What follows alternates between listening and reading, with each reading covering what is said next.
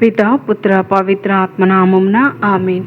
ప్రియ స్నేహితులారా, మీ అందరికీ దేవుని యొక్క ఆశీస్సులను తెలియజేస్తూ ఆగస్టు 8వ తారీఖు శనివారం ఈనాటి దివ్య బలి పూజ పట్టణాల ధ్యానాంశానికి మిమ్మల్ని అందరినీ కూడా ప్రేమతో ఆహ్వానిస్తూ ఉన్నాను.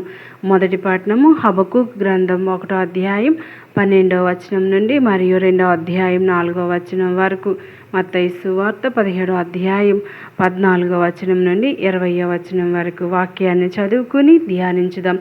విశ్వాసమే విజయానికి మార్గం. ఈరోజు దేవుని వాక్యం మనకు ఒక గొప్ప సత్యాన్ని బోధిస్తుంది. అదే పరిస్థితులు ఎలా ఉన్నా దేవునిపై విశ్వాసాన్ని కోల్పోవద్దు. ఈనాటి మొదటి పట్టణంలో హబక్కూకు ప్రవక్త దేవునితో ఒక ప్రశ్న అడుగుతూ ఉన్నాడు. ప్రభువా, ఈ లోకంలో అన్యాయం ఎందుకు పెరుగుతుంది? దుష్టులు ఎందుకు విజయం సాధిస్తున్నారు? నీతి గలవారు ఎందుకు బాధపడుతూ ఉన్నారు అని తన హృదయ వేదనను ప్రభువు ముందు ఉంచుతూ ఉన్నాడు. దేవుడు వెంటనే అన్ని ప్రశ్నలకు సమాధానం ఇవ్వలేదు, కానీ ఒక గొప్ప మాట చెప్పాడు. నీతిమంతుడు తన విశ్వాసం ద్వారా జీవిస్తాడు. అంటే పరిస్థితులు మారినప్పుడు మాత్రమే దేవుని నమ్మడం కాదు, పరిస్థితులు మారకపోయినా దేవుని విశ్వసించడమే నిజమైన విశ్వాసం. సువార్తలో ఒక తండ్రి తన కుమారుని యేసు వద్దకు తీసుకొచ్చాడు. శిష్యులు అతనిని స్వస్థపరచలేకపోయారు. అప్పుడు యేసు చెప్పిన మాట చాలా గొప్పది. ఆవాల గింజంతా విశ్వాసం మీకుంటే ఈ కొండను కదలమంటే అది కదులుతుంది.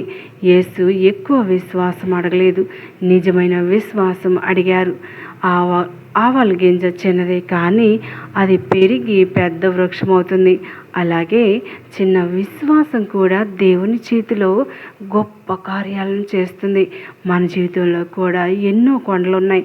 కుటుంబ సమస్యలు, ఆరోగ్య సమస్యలు, అప్పులు, ఉద్యోగ కష్టాలు, పిల్లల భవిష్యత్తు, ఆధ్యాత్మిక బలహీనత, ఇవన్నీ కొండల్లాగా కనిపిస్తాయి. కానీ యేసు ప్రభు అంటూ ఉన్నారు, నీవు నన్ను నమ్ము, నేను నీతో ఉన్నాను.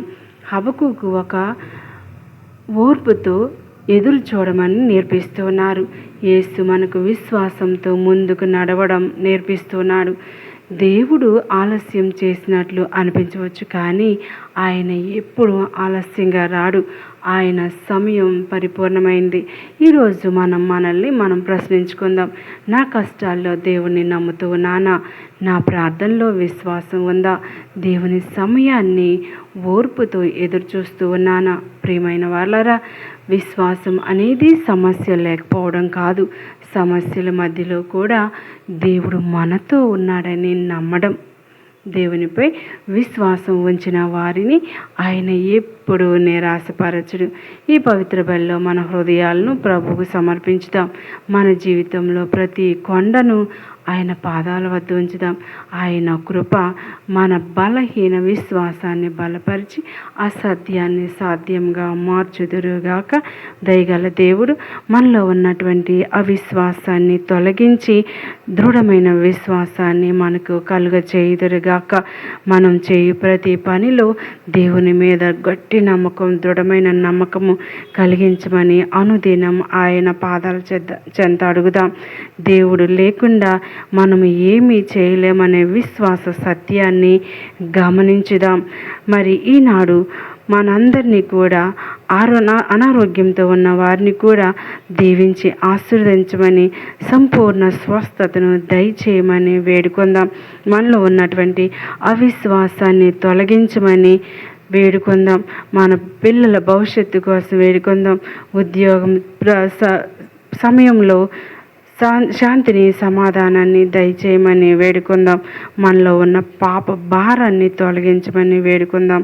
పవిత్రమైనటువంటి దివ్యబలి పూజలో ఆత్మీయంగా, పరిశుద్ధంగా పాల్గొనడానికి కావలసిన శక్తిని, బలాన్ని దయచేయమని వేడుకుందాం. దుష్టులు పెరిగినప్పుడు మన యొక్క విశ్వాసాన్ని కోల్పోకుండా ఆ మంచి విశ్వాసంతో జీవించలాగున సహాయం చేయమని ప్రార్థించుదాం. దయగల సర్వేశ్వరుడు మనల్ని ముఖ్యంగా ప్రత్యేకంగా దీవించి ఆశీర్వదించి కాచి కాపాడుదురుగాక. మన పనులన్నిటిలో కూడా దేవుని యొక్క హస్తం దృఢముగా మనపై ఉండునుగాక. ఆయన కృప మనల్ని ఎల్లప్పుడూ పరిపాలన చేయునుగాక. ఆమేన్. పిత పుత్ర పవిత్ర ఆత్మ నామమున